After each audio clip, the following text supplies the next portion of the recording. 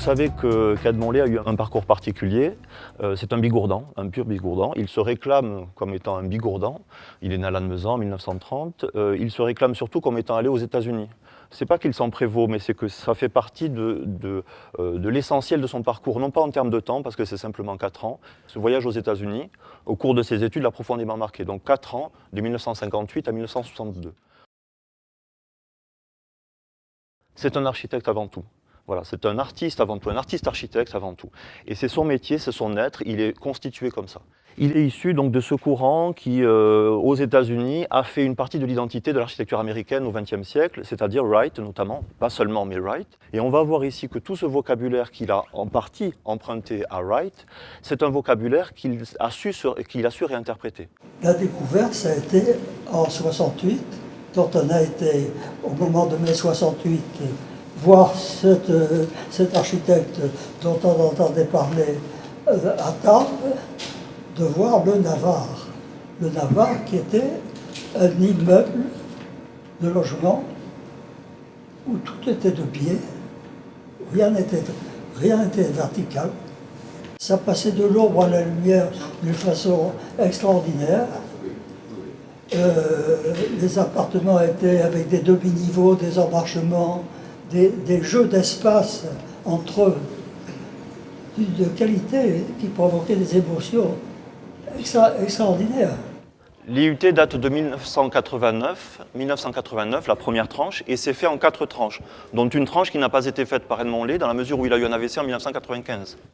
En faisant donc une architecture en rhizome, c'est-à-dire une architecture qui, à partir d'une rue centrale dans laquelle nous nous trouvons, pourrait éventuellement progresser au nord, au sud, à l'est et à l'ouest. Une architecture basse, partiellement basse en tout cas. Alors on va avoir par contre de grandes hauteurs à certains niveaux, notamment dans le grand atelier que l'on va voir, mais la plupart des espaces permettent une certaine intimité en tout cas, un certain isolement. Edmond Lé a positionné ces rochers-là, il est allé les choisir dans une carrière spécialement, lui-même, et il est venu choisir le sens de l'orientation de ces rochers. Les grands piliers surdimensionnés de l'intérieur comme de l'extérieur, ce sont les mêmes, permettent là également des jeux de cache-cache, presque je dirais, comme dans sa maison, que certains d'entre vous connaissent. Il était à l'écoute de tout ce qu'on pouvait lui dire ou lui proposer, sur ça tu le verrais pas un peu plus haut, ça tu le verrais là. Indépendamment de l'architecture, c'était cette grande souplesse et liberté de conception, de réalisation un peu mêlée qui personnellement m'avait énormément séduit. Voilà, donc là on est dans un des atriums, enfin des atria faudrait-il dire.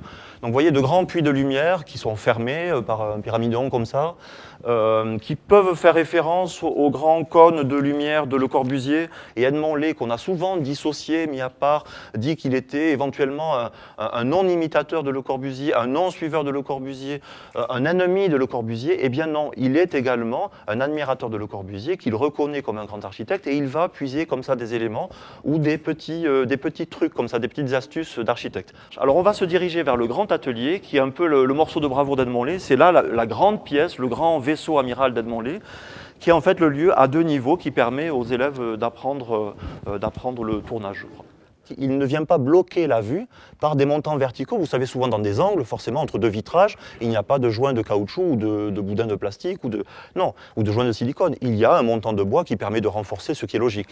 Eh bien, Edmond Lé a réussi, malgré les règles de sécurité, à imposer le bois déjà pour les menuiseries, on était en 89 quand même. Donc normalement, le bois n'était pas nécessairement le matériau à employer obligatoirement. On aurait pu employer un autre matériau. Donc il impose le bois, avec un surcoût, et il impose également ces angles qui ne sont pas fermés.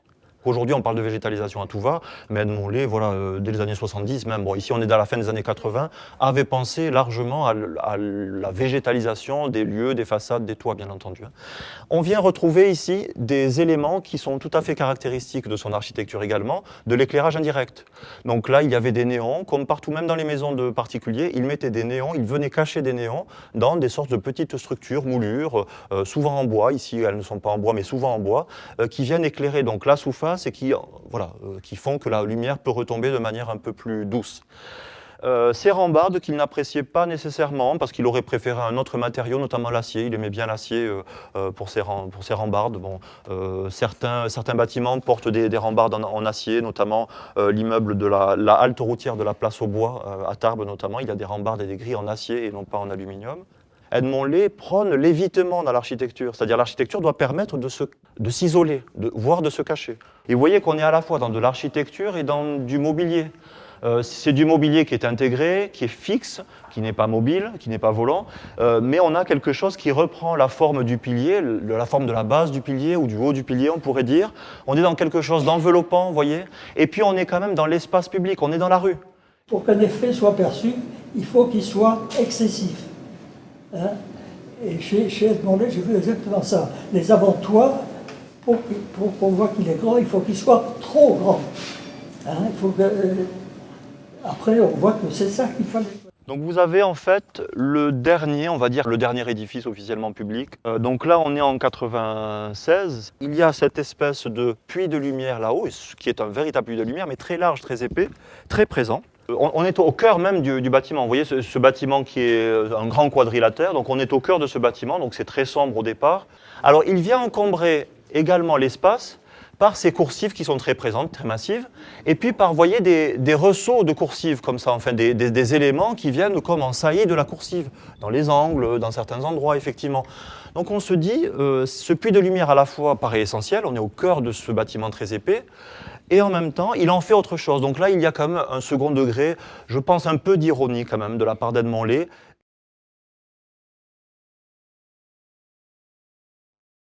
Ou qu'il y a une façade très étrange qui disparaît sous ce toit. En fait, ce toit qui est une façade supplémentaire est la façade principale. Elle est inscrite monument historique. Hein.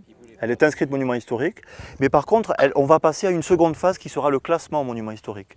Alors la phase classement monument historique fait que le bâtiment est un peu plus protégé, et puis définitivement, mais surtout qu'on n'est plus, la DRAC va être plus titilleuse enfin elle sera plus vigilante. On va vraiment habiter le toit. Le toit est une pièce en soi, est composé de pièces en soi, de lieux à vivre en tout cas.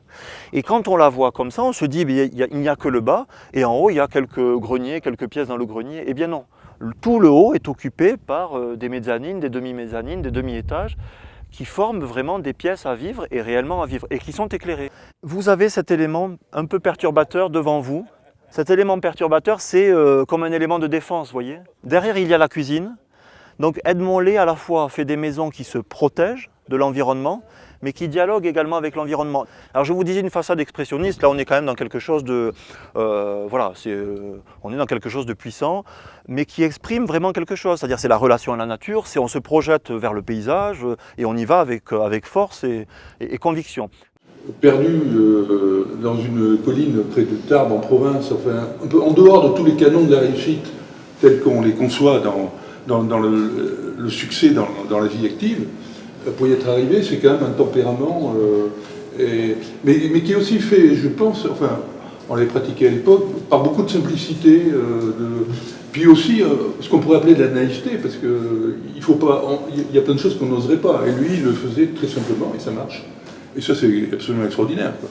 Ces murs de béton galé, vous ne les retrouverez pas ailleurs. Voilà. Vous voyez, c'est cette technique qui permet de manière assez facile, avec un coffrage de planches, de faire quelque chose de très probant et de pencher. À la fin, on se dit, mais comment on l'a fait finalement?